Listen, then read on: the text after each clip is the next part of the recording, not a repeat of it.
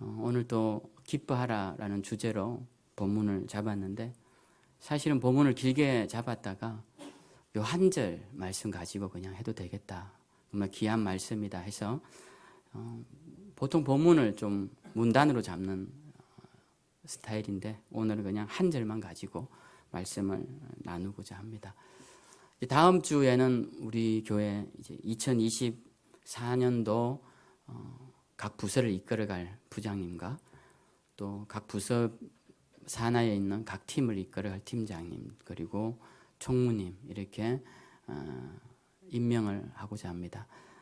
근데 대부분은 이렇게 조율이 됐지만 또 어떤 분들에게는 조율이 안 됐고 그냥 임명을 하기도 할 터인데요. 여러분들 혹시라도 이렇게 주일날 보시고 내가 어떤 부서에 이렇게 임명이 되면 순종하는 마음으로 잘 감당해 주시기를 부탁을 드립니다. 미리 말씀을 드리고요. 이제 2023년도가 지나가고 있습니다. 우리 한 해 한 해가 금방 지나가죠. 우리가 한 주 지나갈 때마다 정말 입버릇처럼 되어버린 말이, 한 주가 왜 이리 빨리 지나가지? 이런 말이 되었는데, 이제는 1년이 또 금방 지나가는 것 같습니다.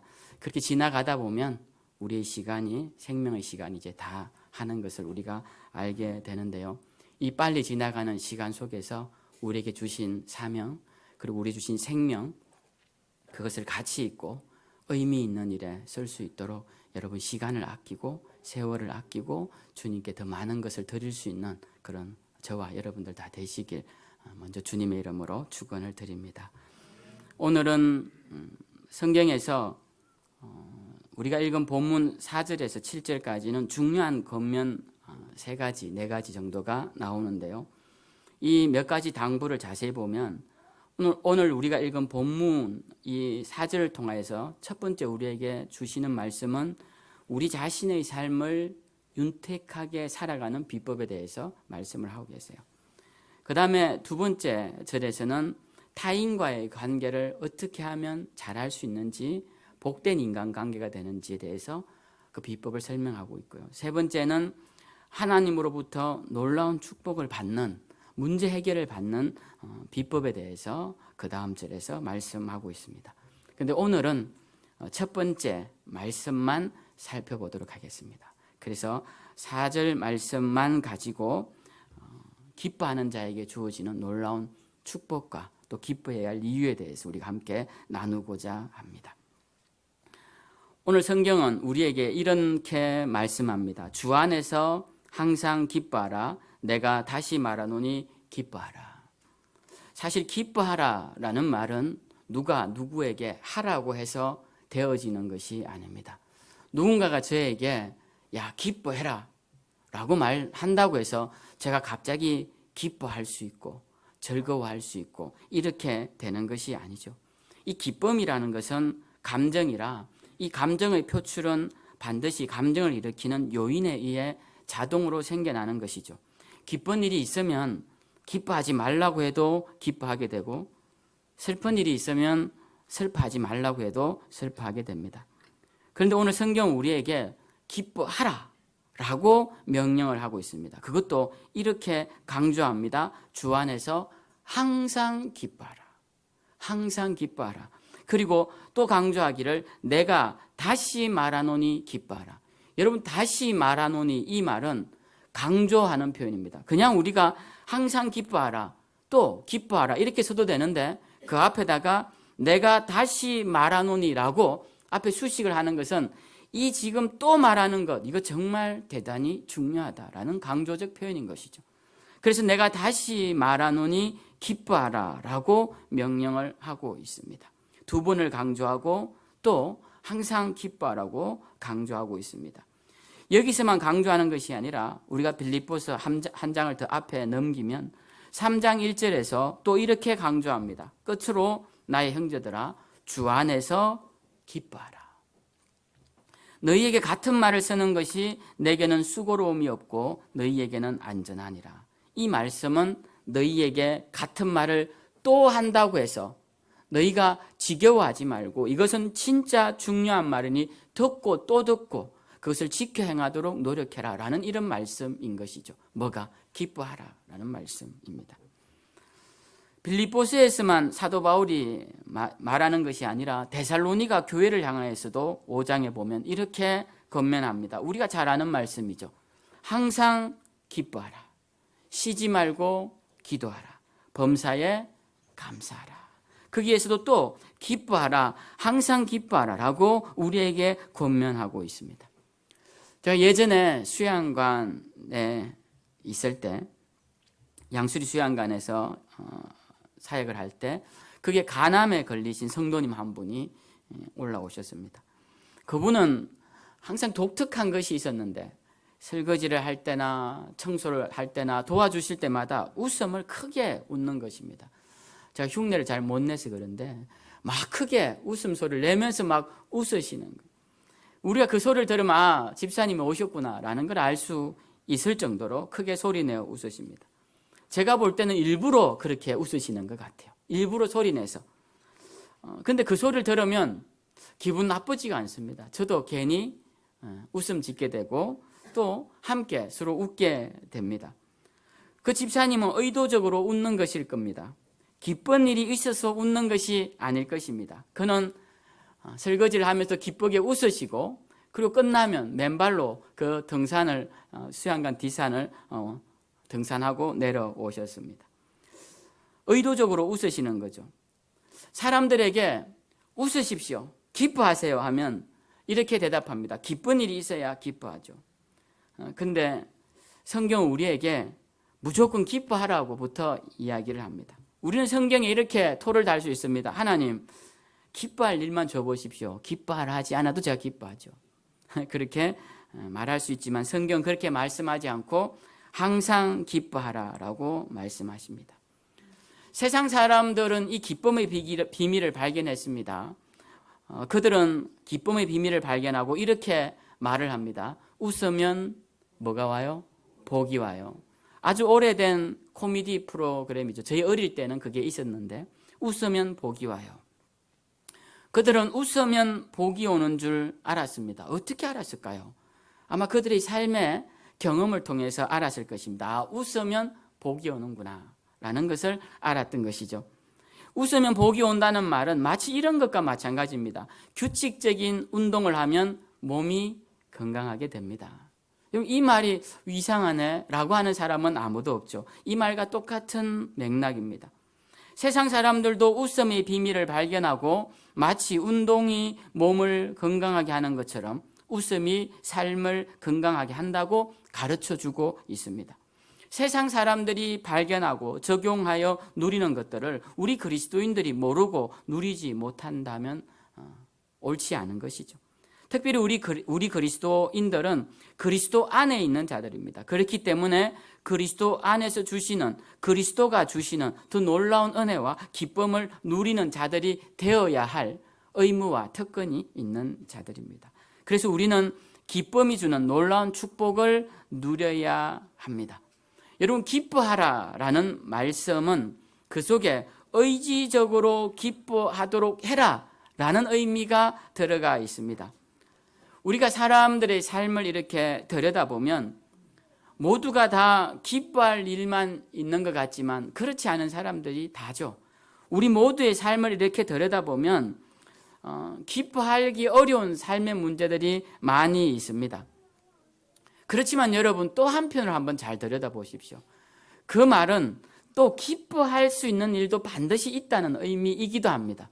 우리에게 기뻐할 수 없는 일이 있다는 것은 기뻐할 수 있는 일도 있다는 것을 의미하는 것이죠.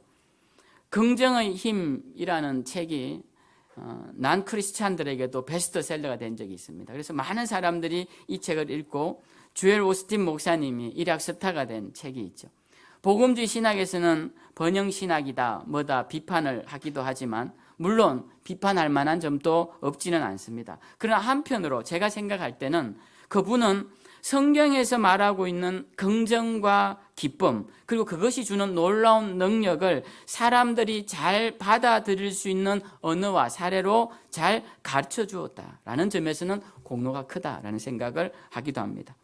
우리가 물 반컵 이야기 잘 아시죠? 반컵을 바라보면서 긍정적으로 생각하는 사람, 야, 아직 반컵이나 있구나. 부정적으로 생각하는 사람, 아, 이제 반밖에 없구나. 이 두 사람의 차이는 시간이 지날수록 점점 더 격차가 커지게 되죠. 무엇을 바라보느냐가 그 삶을 결정짓게 되는 것입니다.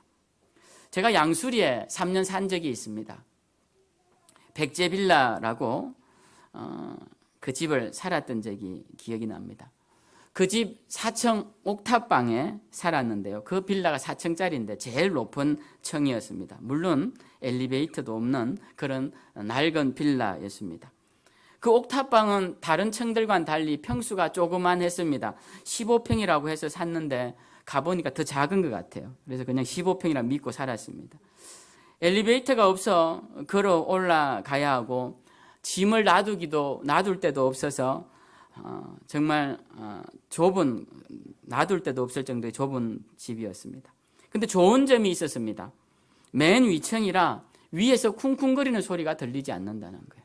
그래서 너무 조용하고 우리 가족이 소음 없이 잘 지낼 수 있었던 것입니다.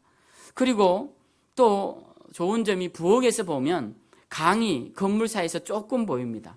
4층짜리 건물에서 봐봐야 전경이 훤하게 보이겠습니까? 그냥 건물 사이로 보이는 그 양수리에 있는 작은 강. 그것도 보니까 제가 마음에 드는 생각이 한강 보이면 아파트 값이 비싸다는데 우리 빌라도 이게 강이 조금이라도 보이니까 비싸지지 않을까 이런 생각을 하면서 좋았던 적이 있습니다. 분명히 우리 빌라는 불편한 점이 있었습니다. 4층까지 걸어 올라가야 되고 집이 춥고 낡고 불편한 점이 많았지만 좋은 점도 분명히 있었습니다. 가장 좋은 점은 우리 집이었습니다.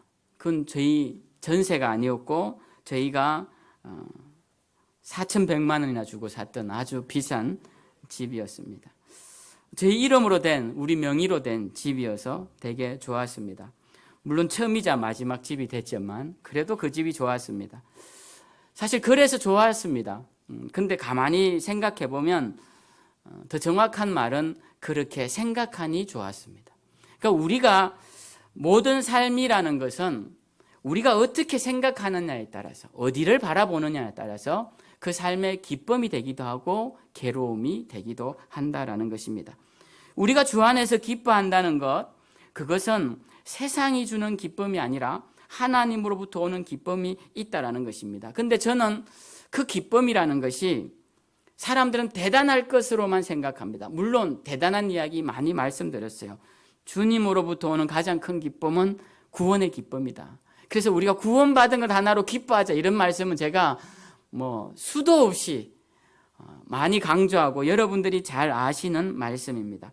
근데 저는 오늘 그런 가장 중요한 가르침 그 다음의 것을 좀 말씀드리고자 합니다. 그것은 하나님으로부터 오는 주 안에서 누리는 기쁨은 이런 대단한 것으로만 누리는 것이 아니라 작은 것으로도 기뻐할 줄 아는 지혜를 얻는 것, 그것이 주 안에서 누리는 기쁨이다라는 것입니다. 일용할 양식 앞에서 이 맛난 음식을 먹어서 얼마나 좋아, 기뻐하는 것. 저는 식사할 때 기뻐하는 성격입니다. 맛있는 거 먹으면, 많이는 못 먹지만 맛있는 거 먹으면 기분이 좋고 그 먹고 났을 때 이 배가 부르면 더 기분이 좋습니다. 저만 그런가요? 저만 이렇게 육신적인 사람인 것 같기도 합니다. 또 겨울에 따뜻한 잠자리에 몸을 누일 때 그때도 기분이 좋습니다. 기분이 좋아요. 춥지 않고 따뜻해서 너무 기분이 좋습니다. 집을 나와서 앞에 산을 보고 강을 보면 그걸 볼 때 기분이 좋습니다. 양수리 갈 때 강변길을 따라가면 그 보이는 북한강이 참 보기 좋고 나는 왜 이렇게 경치 좋은 곳만 살지 혼자서 좋아하면서 이렇게 운전해 가기도 합니다. 봄이 되면 봄의 꽃, 여름이 되면 특히 좋아하는 장미꽃을 보며 좋아하고 가을에 열매를 보면서 좋아합니다. 그렇게 작은 것에서 그리고 평범한 것에서 그리고 우리의 일상에서 우리 그리스도인들은 기쁨을 놓치지 말아야 한다는 것입니다. 바울은 이 편지를 로마의 감옥에서 씁니다. 이 빌립보서라는 건 편지죠. 이 편지를 받는 빌립보 교회가 있는 이 빌립보 지역도 바울이 감옥에 갇힌 적이 있는 곳이었습니다. 바울은 로마 감옥에서 예전에 감옥에 갇혔던 적이 있는 빌립보 지역에다가 이 편지를 쓰면서 기뻐하고 기뻐하라라고 권면한다라는 것입니다. 감옥에 있고 감옥에 갇힌 기억이 있는 곳, 즉 이것을 안 좋은 상황과 안 좋은 기억이 있는 곳이라고 말할 수도 있겠죠. 그런 상황에서 바울은 기쁨을 이야기하고 있다라는 것입니다. 바울의 이 빌립보서를 우리는 기쁨의 편지라고 합니다. 우리는 옥중서신이라고도 이야기를 하지만 기쁨의 편지라고 말을 합니다. 그가 기뻐하라는 말을 너무 자주 했기 때문에 이 편지를 그렇게 우리가 별칭을 붙여 부릅니다. 근데 우리 한번 잘 생각해 봅시다. 기뻐하라, 기뻐하라. 이건 명령이죠. 기뻐하지 않는 사람들에게 기뻐하라라고 지금 권면을 하는 것입니다. 기뻐하는 것은 감사하는 것하고 조금 다릅니다. 여러분, 감사는 세 가지가 있어야 됩니다. 첫 번째는 감사의 이유가 있어야 돼요. 왜 감사한지. 두 번째는 감사의 대상이 있습니다. 누구에게 감사하는지. 세 번째는 감사의 방법이 있습니다. 어떻게 감사할지. 그런데 기쁨은 그런 게 없어요. 그냥 기쁨은 그냥 마음에서 우러나오는 그냥 미소 짓는 것도 기쁨이고 좋아서 소리 지는 것도 기쁨이고 이러한 기쁨, 그냥 주어지는 감정의 모습입니다. 이 기뻐하는 것, 주님은 우리에게 바울을 통해서 기뻐하라라고 말합니다. 복잡하게 생각하지 말고 그냥 기뻐하라라고 말을 하고 있는 것입니다. 그 기뻐하는 마음이 있으면 우리의 몸과 마음의 회복력을 불어넣고 그것이 다시 또 기뻐할 수 있는 힘을 공급해주는 그런 선순환이 되는 것이죠. 기쁨은 우리에게 또 다른 기쁨을 주고 그래서 그 기쁨을 통해 또다시 기뻐지면 또 기뻐하고 그렇게 해서 기쁨이 정폭되게 되는 그런 놀라운 역사가 이 기쁨이 주는 선물이다라는 것입니다. 여러분, 이 기쁜 마음을 유지하려면 기쁨과 반대되는 마음을 이겨내야 합니다. 기쁨과 반대되는 마음을 제가 굳이 말씀을 안 드려도 여러분 아실 것입니다. 생각도 하지 마십시오. 기쁨과 반대되는 단어를 유추도 하지 마십시오. 그냥 내 기쁨을 방해하는 것들을 내가 버리리라. 나는 그냥 기뻐해야지, 즐거워야지 이렇게 마음을 다짐을 하시고 살아가시기 바랍니다. 세상에서 가장 아름다운 얼굴이 어떤 얼굴일까요? 그 생각해 보면 여러분 다 답을 아실 것입니다. 어제 한국대학 합창단이 와서 공연을 하는데요. 그 젊은 청년들로만 구성된 합창단입니다. 대학생들. 그러니까 지금의 저로서는 제 아이들보다 더 어린 그런 학생들이 와가지고 남녀 청년들이 와서 찬양을 하고 민요를 부르고 뭐 거기서 안무를 하고 하는데 얼마나 아름다운지 모르겠어요. 얼마나 예쁘고 아름답고 멋진지. 제가 항상 이런 행사를 하면 뒤에 앉습니다. 그래서 뭐 오시는 손님들 안내도 하고 인사도 하고. 근데 그날은 제가 인사하고 들어갈 타이밍을 놓쳐서 앞에서 두 번째 줄에 앉아 있었습니다. 근데 그렇게 가까이서 보니까 참 좋더군요. 참 좋아요. 우리 정 권사님 왜 매일 앞에 앉아서 예배를 드리는지 이유를 알 것 같아요. 네. 제가 그렇게 맨 앞에 와서 음악을 찬양을 듣는데 이 청년들이 막 가까이 와서 찬양을 막 부르는 거, 이 통로에 막 가서. 그러니까 어떤 청년이 제 옆에서 막 찬양을 부르는 겁니다. 그 소리가 바로 귀에 들어오는 거죠. 아, 정말 잘하는구나. 그래서 제가 참 우리나라에서 공연 잘한다는데 다 가본 것 같아요. 그리고 외국에서도 잘한다는 공연 제가 들어 봐봤지만 전 정말 어제 너무 그렇게 가까이 제 귀에 속삭이듯이 와서 찬양을 불러주는 공연은 처음이었고 너무 좋았습니다. 근데 그 청년들의 얼굴을 보면서 하나같이 미소 짓는 얼굴이 얼마나 아름다운지 몰랐습니다. 정말 우리의 아름다움은 그 기뻐하는 얼굴을 통하여 나오는 것이 아닐까 그런 생각을 했어요. 그러니까 여러분 이제 옆 사람 보고 지금은 제가 그런 말 안 드릴 테니까 어색하니까 다음에 나가시면 좀 웃어주시고 네, 항상 반갑게 맞아주시기 바랍니다. 이제 그렇게 다 행사가 끝났지 않습니까? 행사가 다 끝나고 밥을 먹고 우리 애들을 데리고 교회를 와보니까 강대상은 저 뒤에 붙여져 있고 피아노는 여기 와서 돌아 앉아 있고 자, 이건 다 뒤에가 있고 드럼은 제 사무실과 방송실에 들어가 있고, 자, 성가대 의자 2개는 저 뒤에 있고 다 밀어져 있어요. 자, 내일은 주일이고 어떻게 해야 할까요? 그래서 제가 그렇게 해서 키우라고 아들 둘 뒀다 싶어서 둘 불러서 자, 성가대 의자 치우고 다 정리를 했습니다. 저하고 같이 들고 피아노 다 하고. 자, 그렇게 하고 나니까 시간이 거의 다 갔어요.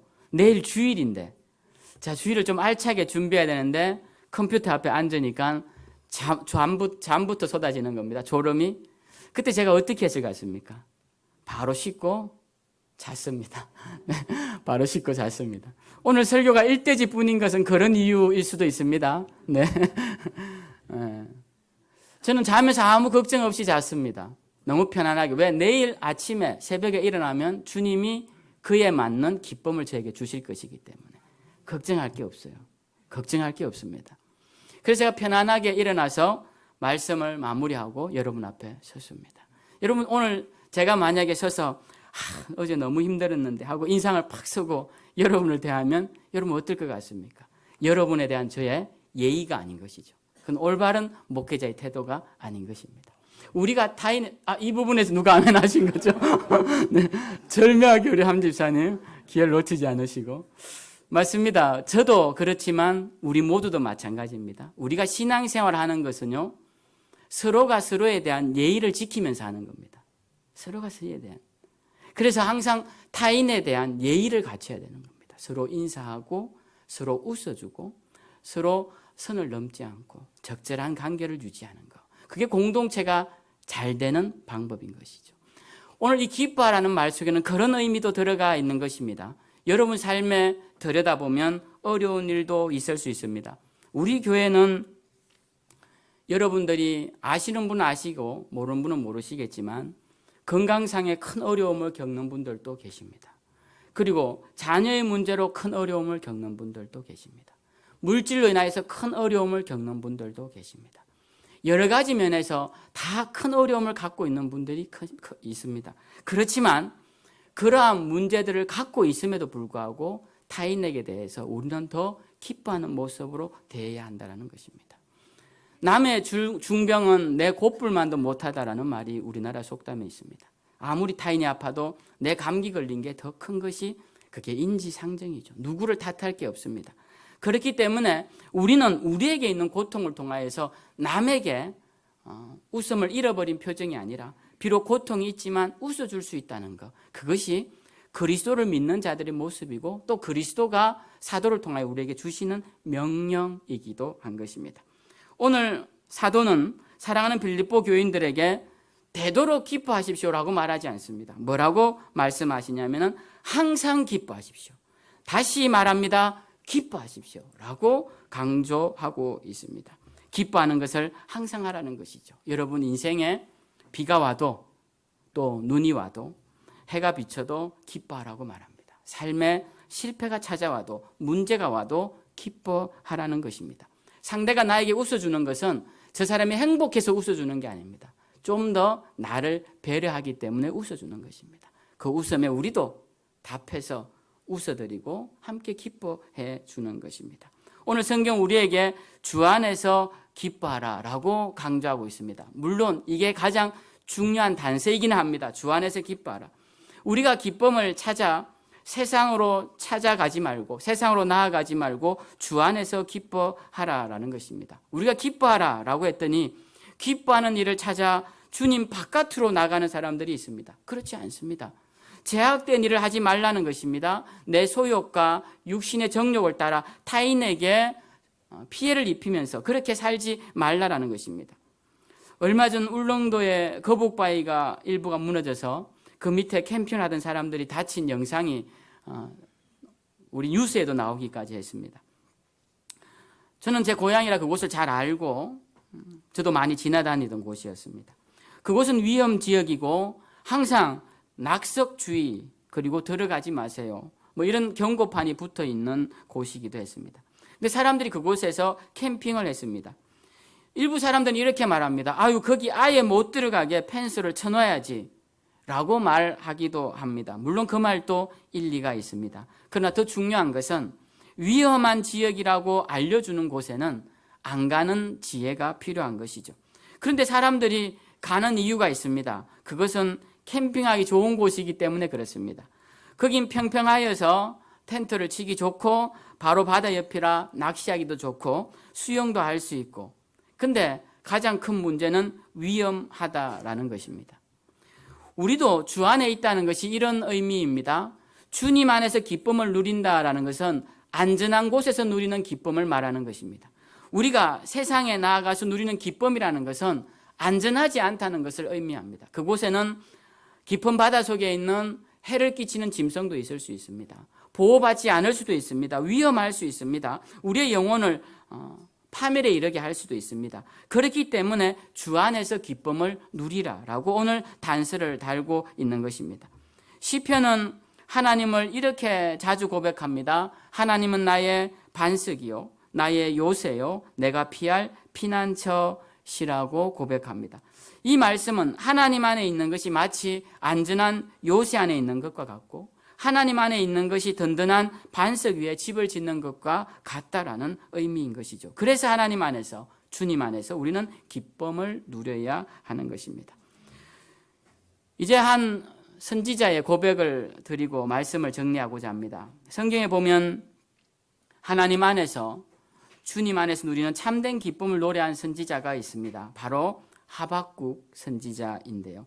그의 유명한 노래를 여러분들은 다 잘 아실 것입니다. 하박국 3장 17절, 18절에 보면 이렇게 선지자는 고백하며 예언을 마칩니다. 비록 무화과 나무가 무성하지 못하며 포도나무에 열매가 없으며 감람나무에 소출이 없으며 밭에 먹을 것이 없으며 우리의 양이 없으며 외양간에 소가 없을지라도 나는 여호와로 말미암아 즐거워하며 나의 구원의 하나님으로 말미암아 기뻐하리로다.